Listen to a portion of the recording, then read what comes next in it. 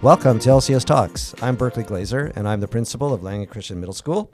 I've got Kevin Merchandani, my co-host, with me today, and he's the Director of Instruction for Langley Christian School for K-12. We have Lori Carpenter with us today, who is our elementary school principal.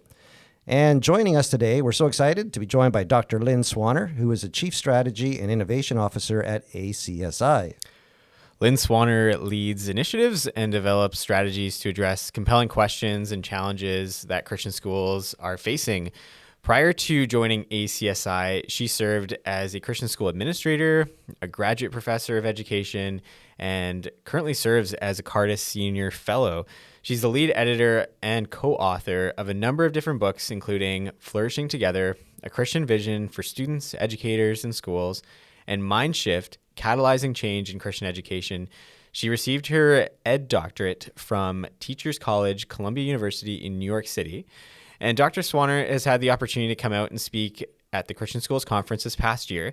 She's relatively familiar with our BC Christian educational context, and she's worked with our leadership team at LCS with one of our morning professional development sessions. She's helped facilitate some learning around creating a flourishing Christian school community. And I also just appreciate her posture as a leader of Christian schools and willingness to engage with us in a conversation today. Dr. Swaner, please tell us a bit about you and your work. What's your story and what brought you into this space where you help Christian schools to think about the important work of flourishing together? Well, first of all, it's wonderful to be with you today and your listeners. So thanks so much for having me for a little bit. And my background is actually in higher education. So I was a graduate professor of education and a researcher before I actually followed my own kids into Christian school. And I just fell in love with the vision for educating children and young people from a biblical worldview. And so I was on sabbatical, volunteered at my kids' school, and just never went back. But it's been a real blessing to bring the research and writing skill set that I developed in higher education into the Christian ed space. And when I was in higher education, I was in part of some very early work around flourishing, both in the mental health fields and in higher ed. So that's one of the reasons, or one of the things that I actually brought with me to the Christian education space. And what I really love about the concept of flourishing is it's a broader term. It's a more capacious term for what we're actually trying to achieve in Christian schools. So those holistic outcomes that we're looking for. And, Christian schools certainly care about the same academic outcomes that many other types of schools care about, and maybe some other outcomes as well. But we also have a unique set of outcomes, things like spiritual outcomes, servanthood, impact. Those are some of the things that we've seen at Christian schools. And so flourishing captures all that and helps us to think more broadly about students, of course, but also the flourishing of educators and teachers and leaders and the school as a whole, and ultimately our entire community. So it's been a real blessing to kind of bring that mindset to the research. And just to zoom in real specifically on the research, would you like me to go in a little bit on that and tell you some of that work? Yeah, that would be great to hear a bit of your research work. Yeah, sure. So the Flourishing Schools research, and really we have a team that continues to work on this and it's continuing to move forward longitudinally. We've now surveyed over 125,000 Christian school students, parents, alumni, teachers, leaders, board members, and staff. So it really is sort of this 360 look at schools. And it's the largest study of its kind at this point. We're actually on 5 continents with the instrument. We just wrapped up a successful pilot in Canada. And through this research, we really found that there are 5 domains that students and educators in schools flourish in. And the first one is purpose. So that's everyone being committed to the central purposes of Christian education. The next is relationships. So having trust-filled, supportive, and authentic relationships between all school constituencies and the community. The third is learning. So that culture of learning for teachers and leaders, as well as students. And so everyone's collaborating and growing, and students are highly engaged. The fourth is resources, and that's really having qualified staff and also just real excellence in school management and financial practices. And then that last domain is well-being. And so for students, that's developing resilience and engaging in healthy living. And for teachers and leaders, and this is what's important to note. So this research actually started in 2019. I don't know if anyone remembers what happened in 2020, but in our research in 2019, which was pre-COVID, being facetious, of course, we found high levels of stress among both teachers and leaders already. And so we can only imagine with COVID how that has compounded. And I really love this one quote by C.S. Lewis. He wrote that essentially no one can give to another person what they themselves do not possess. Nothing that's not in the teachers can flow from them into the pupils. And that's really the case with well-being. If we don't have flourishing educators and teachers and leaders, we're going to have few flourishing students. And so I'm really grateful for this renewed emphasis on educator well-being. And so that's kind of the background that culminated in the book, Flourishing Together, which I co-wrote with Andy Wolf. He's the executive director for the Church of England schools in the UK. And I'm very excited to do that sort of cross-Atlantic partnership as well. So that's the background story. That's awesome. I think we can dive in a little bit into flourishing together, because there's so much richness there available for us to look at in the Christian school context. So I love this idea of abundance that you bring up, in particular in chapter 2. Mainly because one of the scripture passages that we work with in our podcast is John 10:10, so that you might have life and life in abundance. And we continue to explore what that looks like. But I'm wondering if you could paint a bit of the theological landscape for us, maybe looking at a couple of those indicators or rich theological lenses that you've articulated in your book. And if you can unpack what that might look like for us as educators and for our school community. Yes, so in the book, we do lay out this lens. We actually have 5 theological lenses for each of the 5 domains and a set of reflection activities for school teams. But to pull directly from the book, for the purpose domain, we do really center it on John 10:10b. As you said, that Jesus declares he came to give us life and life in the full, to the full. And other translations, of course, say abundant life. And there's an interesting word study you can do. There's several options that John could have used for the word life there. And he chose the word Zoe. And if you say with an English accent, it's Zoe. So I'm not sure how exactly you say it in Western Canada. But, it means life the same way, for example, you could have used bios. We know bios from biology, right? So there are other options that the writer could have used. But Jesus and the writer uses the word Zoe here, and that has a much more holistic meaning than bios. So bios is essentially just something's alive. So a plant could be alive, or something could be living or breathing, or just there's life in it. But Zoe really speaks to that fullness of life. So actually, it's a word choice that really conveys exactly what Jesus is saying here. So it's eternal, moral, ethical, social, cultural life. And so I always like to phrase this, you take the scripture and ask a question of educators, which is, what does educational flourishing look like? What does education in its fullness look like? What does Zoe look like in education? And I think there are, some interesting sort of thought patterns or ways of questioning what we do that come up from that. So I think Zoe helps us to shape what we're aiming for. And I think in many societies, in the US where I live, Canada, and the UK where Andy is, and certainly across the world, there's often a very narrow story of education that is told by a lot of different people, right? So students and parents sometimes will say, I'm getting an education so I can get a good job, so I can have a career, et cetera. Or economists might say education is important so we can have a diversified labor pool, et cetera.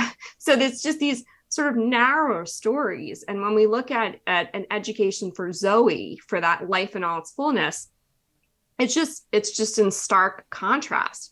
And I think where we start with our educational vision has implications for the way we actually educate. So if we're educating for very narrow academic outcomes, we will rely on things solely like standardized test scores and college placement, right? To decide whether or not our kids are successful. And that, those are important, but they're really, really poor proxies for life well lived, right? They're really poor proxies for life in all its fullness. And that's at best, they're poor proxies. At worst, they're drivers for a reductionist education that really squeezes out essential outcomes for living well, right? For living well in community, for living with your family well, for serving well in community. So those are really important. And I think it's very similar for educators. Our teachers and leaders, just their job descriptions. Are we able to bring our whole selves to our work? Can we use our giftings and our creativity, or are we on a hamster wheel? Are we running from one class to the next or task to task? Do we have no time to be creative or engage in recreation and in that sort of white space with ourselves and colleagues and students? And I think too, the last thing I would say is I think a lot of times we forget that these scriptures, many scriptures and many of the promises in God's word, yes, they're applicable to individuals, but they were written in a corporate context, right? They're written to even John 3:16. We can say that, yes, of course, Jesus came and lived a sinless life on this earth and died for me as an individual, right? But that's actually not what that specific scripture says. It says God so loved the world. This is an individual deep love for each of us, but it also is a love for a much larger community and for the world and for people. And I think it's a both and, right? And I think in our cultures we tend to miss that more communal element. And so it's not wrong to say these are individuals, but we also need to realize that we're connected to others. I mean, even we think about the Great Commandment and the Great Commission, that really ought to yank us out of any individualistic view of purpose, right? any individualistic sense. It's not biblical. We need to love God and love neighbor. It's go and make disciples and teach and baptize. It's always related to others, always having a view towards others. And that's our communities in our backyard and also around the world. And so just the final thing to say is that, we often say in the book, and we say this in our various presentations, Andy and I will say we flourish together and not at all. And the Apostle Paul talks about this in terms of, one part of the body hurting, the whole body's in pain. One part is rejoicing. Everyone rejoices.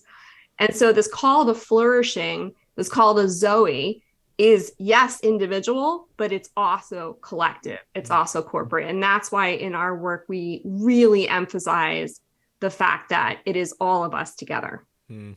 That's a really helpful landscape of scripture and theological engagement as a community. And we talk about here at LCS what it means to build a community of faith, teaching, and learning, where each of those three aspects that could very easily operate individually come together in a space that's really beautiful for learning and for faith formation. So our podcast this season has been particularly designed to explore that idea of faith formation and what it looks like with children and youth. I know you have opportunities to connect with a number of different Christian schools in your work, supporting leadership development and flourishing Christian schools.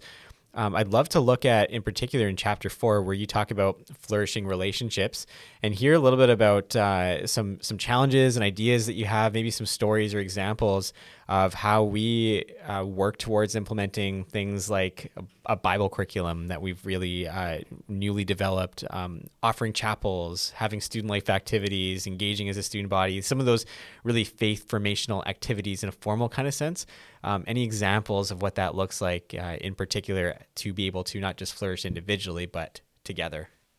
Yeah, that's a great question. And I think, I would sort of start with the research and then move into some specific examples. And actually your question sounds fairly straightforward, but what we found in the research was pretty startling in this. And so I'll just unpack that a little bit. I think that,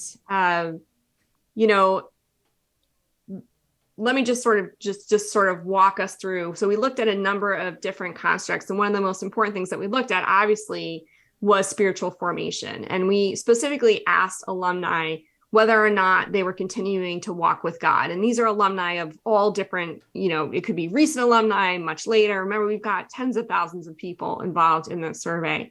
And we found some really interesting things about what contributes or what greatly increases the likelihood that alumni are going to report that. So, this comes to the idea of sticky faith. That something was going on, whether it was in the school, something happened. There's something different about these alumni's experience in their school, and we see that they're much more likely to continue to walk with God if there's a number of things at play. And so I'm just going to sort of unpack each one of those.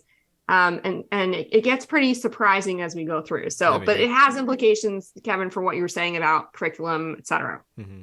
So the first is alumni are more than twice as likely to report that they're continuing to walk with God if teachers show Christ-like love and care for students. Mm. That should be pretty obvious, I Yeah. hope, for all of us, but that does have implications for faculty hiring, for teacher training, professional development, and certainly for supervision and evaluation. All right. So having Christ-like teachers is really important. Then it starts to get really interesting and a little bit less like you really have to start thinking about this. So there are three other ones. So, again, alumni are more than twice as likely to report they're still walking with God if their school leaders and administrators engage the surrounding community, if the school addresses the needs of students with disabilities well, and if their teachers are oriented towards best practice.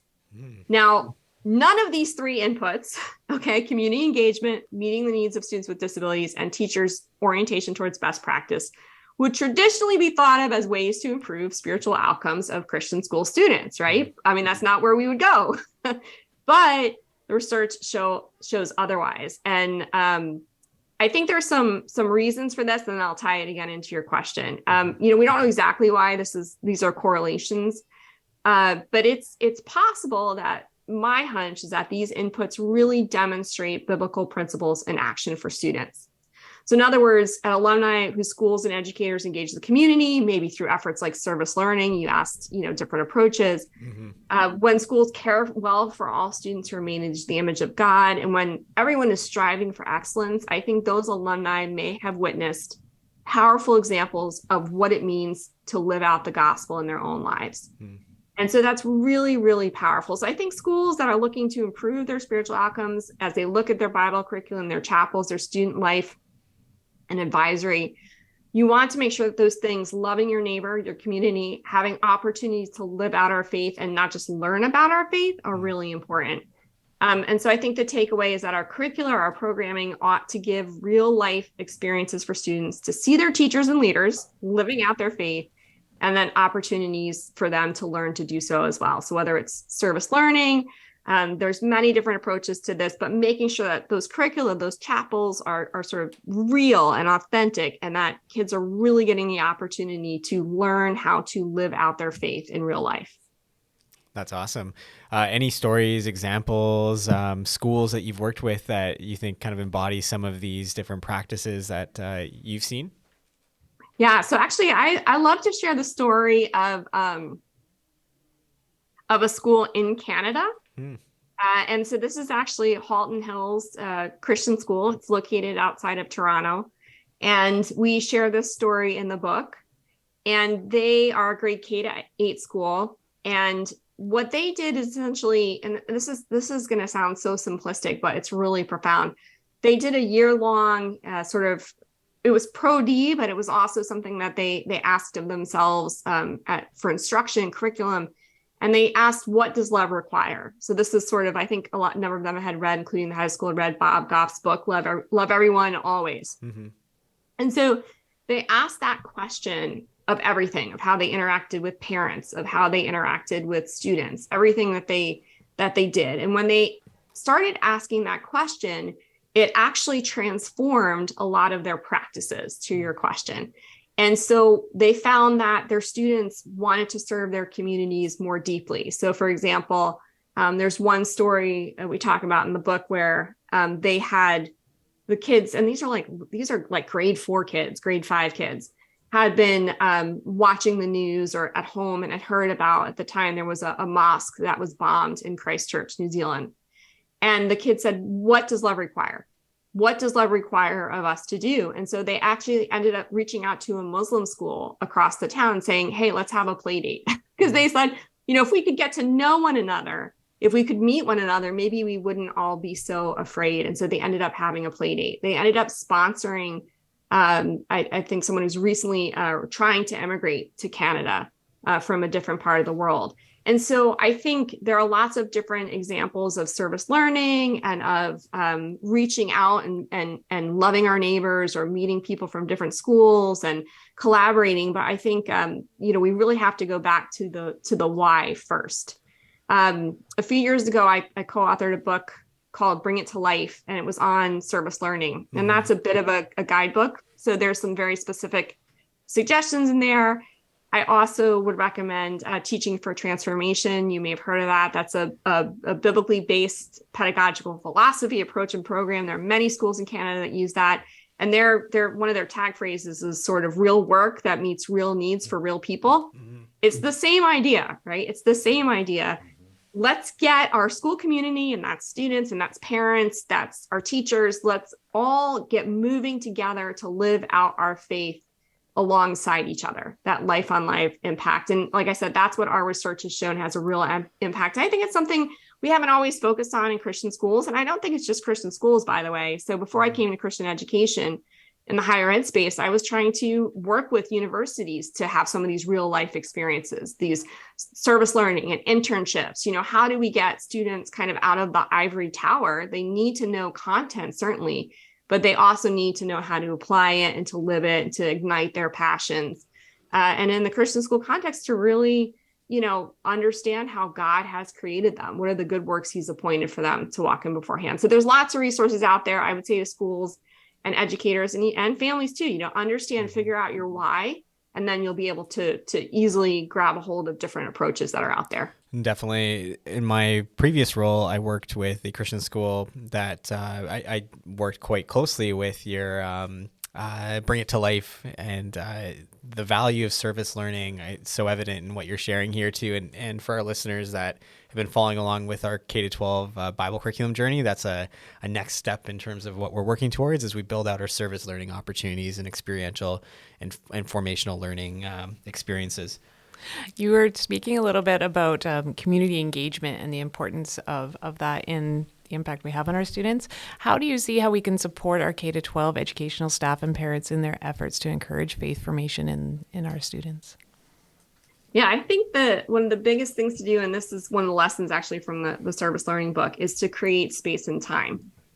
And I know that sounds so elementary and so simplistic, but not to keep quoting C.S. Lewis, but he wrote something to the tune of that great moral teachers never introduce, sort of new ideas. They keep those, it's only quacks that do that. Yeah. I'm badly botching this quote, but he was saying, really good moral teachers take us back to the essentials and to things that, like, he uses the example of a horse that's trying to shirk, a jump or something like that.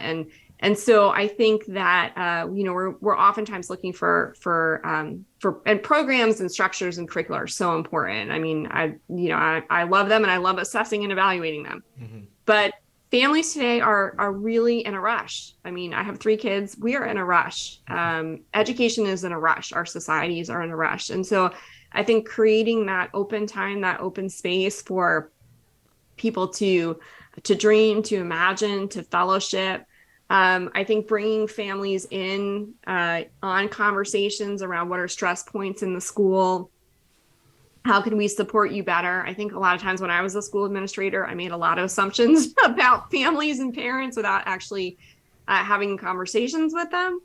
And so getting them involved really early on. And I think really sort of these cross-constituent working groups are really key. So a lot of times we don't invite students into planning, or we don't invite families in. And so I think it's hard to plan and to program something for students and families without asking them in at the beginning. And that creates a certain amount of, chaos, if you will, because it's more people. But at the end of the day, I think we have a better understanding. It's something we can work to collectively. And the research definitely shows, again, community engagement is key. There's a few constructs about authentic parent involvement at the school. And there's a few constructs about just leadership interdependence. So not sort of going it alone.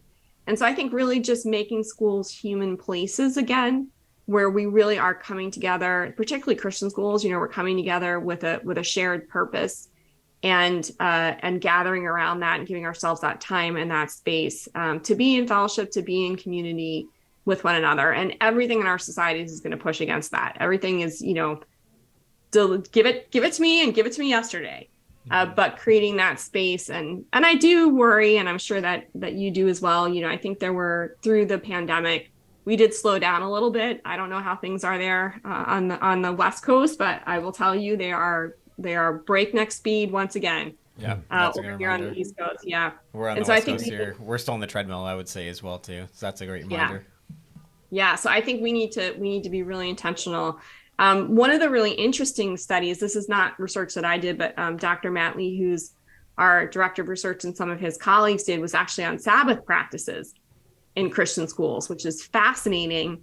And they found that, sort of loosely defining the Sabbath. I mean, this is not a strong theological statement here about how one ought to observe the Sabbath. We know it's a biblical principle, and certainly that's something that's in the fabric of creation, having rest, right? So not to make a strong theological point, but observing the Sabbath, however you observe it, that at Christian schools where they had things like a Sabbath policy, they were careful not to schedule, I'm just giving you broad examples, but, not scheduling huge exams on Mondays, not having different activities on Sunday, having a rest policy for their faculty and their teachers. That stress and those stress levels were significantly lower at schools that did those kinds of things. And that educators that prioritized rest for themselves and Sabbath observance for themselves, their stress levels also were significantly less. So sometimes the best thing that we can do to support spiritual formation is give people rest. It's kind of counterintuitive, right? We're always doing more. But I mean, we've got to assume that God knew what he was saying when he said, and on the seventh day, he rested.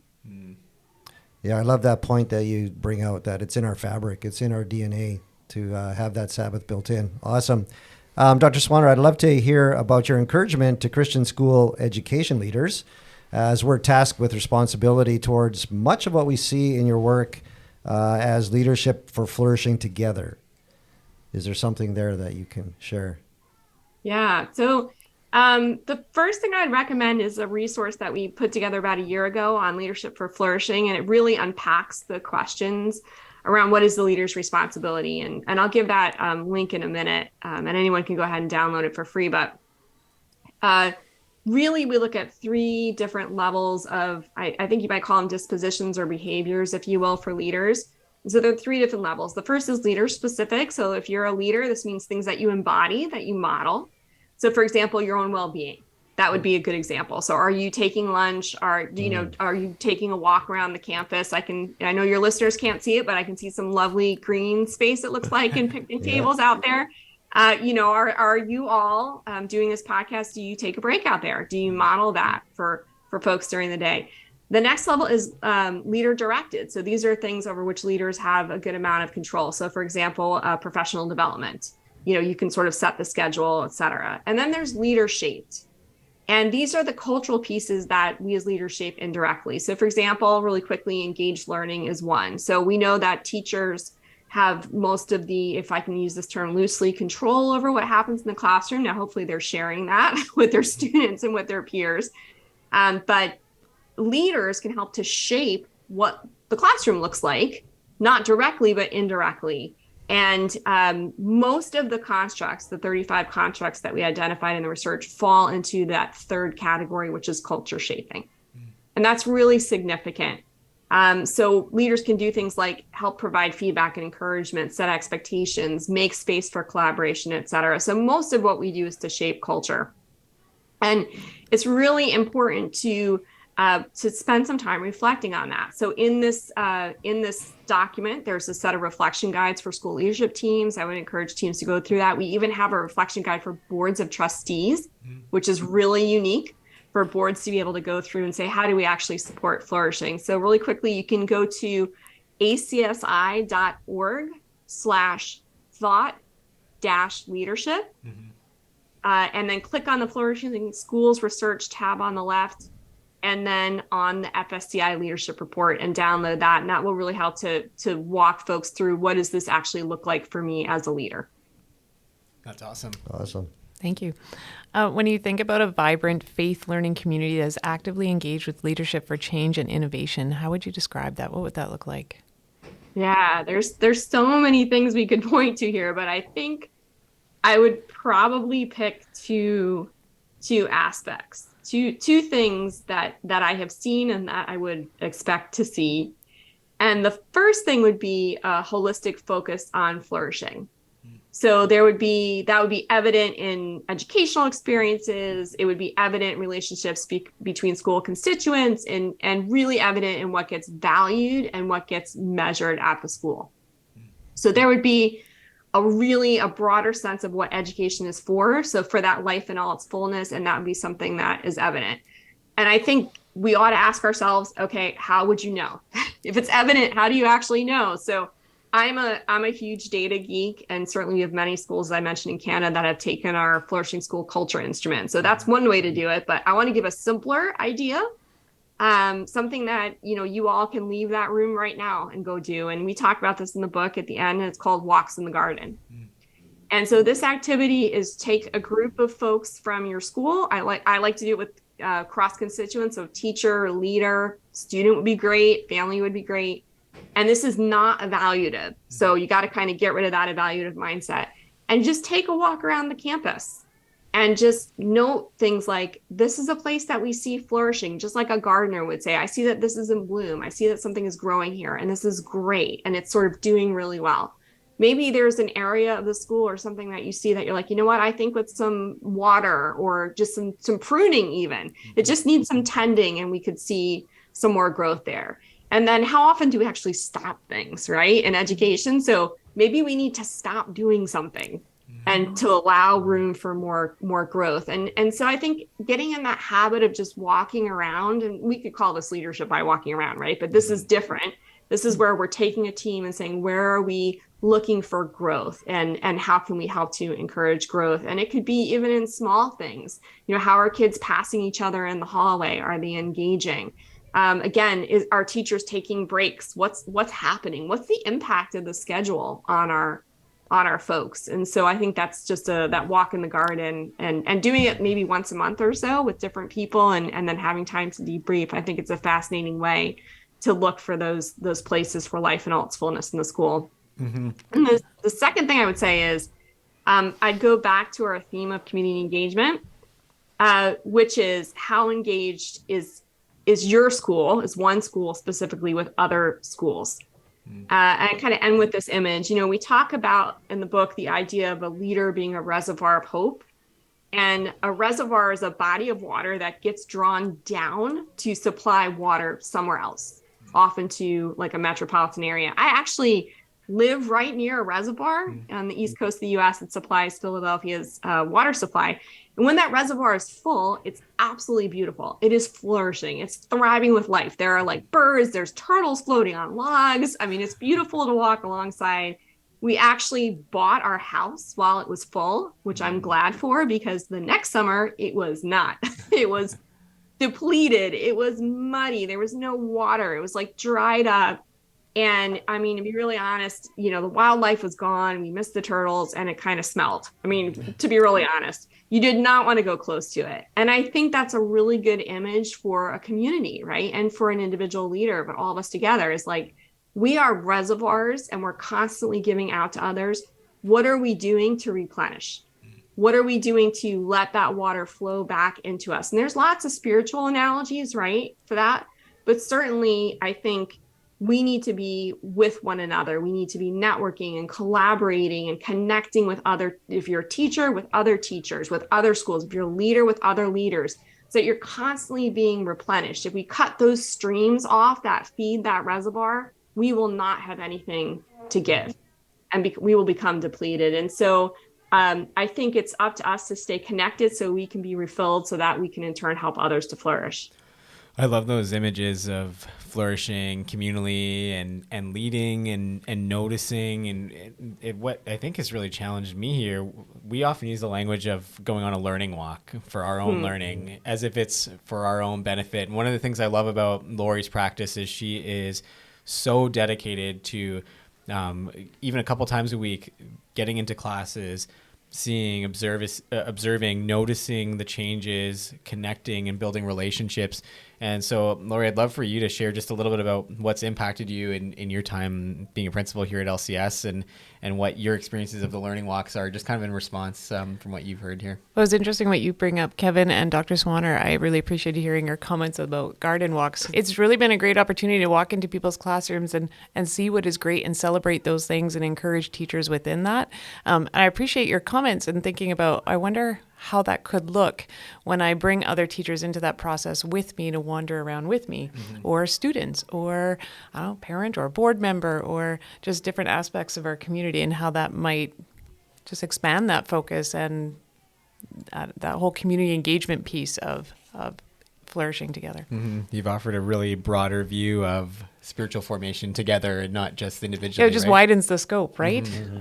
I tend to focus on the learning things and the things that I'm passionate about, and it would be interesting to explore that further. We'll have to sit down together and work through some of those questions. Absolutely. Maybe there are new things we invite teachers into. Yep.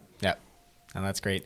Any wisdom, advice, other encouragement that you can leave us with, Dr. Swaner? This has been really great so far, by the way. We're really enjoying hearing from you and your research and your wisdom and insights here. But yeah, anything you'd leave us with in terms of next steps and things we should be thinking about? Yeah, I was great to hear about the learning walks and what you're doing. And I mean, you have a foundation for a practice, and like you're saying, just broadening a little bit. It's great. I think, I just want to, acknowledge that this is hard work. It's tough work being an educator in any season. And one of the comments we've gotten a few times with the book, actually, it's now being used as a textbook at a university, which is a little scary to think about. But one of the comments we've gotten occasionally is, that at first people kind of jump back a little bit and think, oh, I one more thing I've got to do. Now I've got to flourish on top of everything else.